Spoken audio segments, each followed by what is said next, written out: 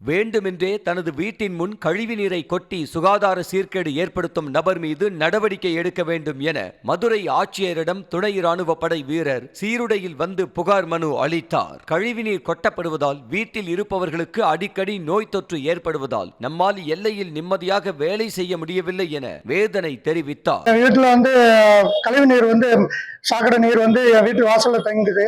நான் பலமுறை இதை அகற்றி தருமாறும் சாக்கடை வசதி பண்ணி தருமாறும் பலமுறை சொல்லி எந்த ஒரு நடவடிக்கை எடுக்கல. இன்னைக்கு அதனால நான் ஐயா கலெக்டர் ஐயா அவர்களை வந்து பார்க்க வந்திருக்கேன்.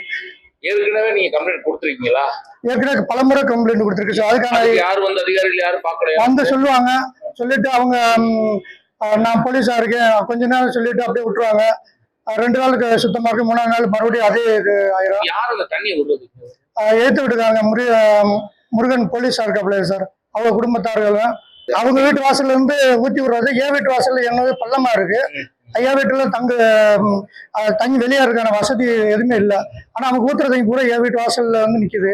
அதனால பல கிருமிகள் உண்டாகுது. என் பிள்ளைகளுக்கு நோய் வாய்ப்படுது. அது எங்க அப்பா இறந்து போயிட்டாரு இந்த இதனால. ஆனா அது வந்து நான் பலமுறை எங்க அப்பா இறந்த பின்னாடி குழந்தை என் மனைவி எல்லாமே ஹாஸ்பிட்டல் இருந்தாங்க. அதுக்கு எல்லா ஆதாரமும் என்கிட்ட இருக்கு. ஆனா வந்து நான் இங்கிருந்து இப்ப உடல்நிலை சரியில்லை. நான் பாகிஸ்தான் அண்டு நம்ம இந்தியாவுக்கு வார் நடந்தது. அங்கே அந்த டியூட்டியில் இருக்கும்போது எனக்கு முழு இதோட எனக்கு டியூட்டியை பண்ண முடியல. அந்த அளவுக்கு என்னுடைய மனநிலை பாதிக்கப்பட்டிருக்கு. என்னுடைய குழந்தைகள் வந்து ரொம்ப சீரியஸ் கண்டிஷன் போனால் அங்கேருந்து நான் எமர்ஜென்சியில் லீவுக்கு வந்து விடுமுறை வந்திருக்கேன்.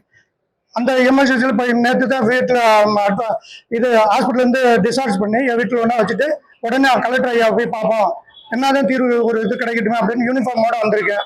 நீங்கள் தான் எனக்கு ஒரு தீர்வு காண வேண்டும். அதுக்கு ஒரு சரியான சொல்யூஷன் கிடைக்கணும். செய்திகளை உடனுக்குடனும் துல்லியமாகவும் தெரிந்து கொள்ள சப்ஸ்கிரைப் பண்ணுங்க.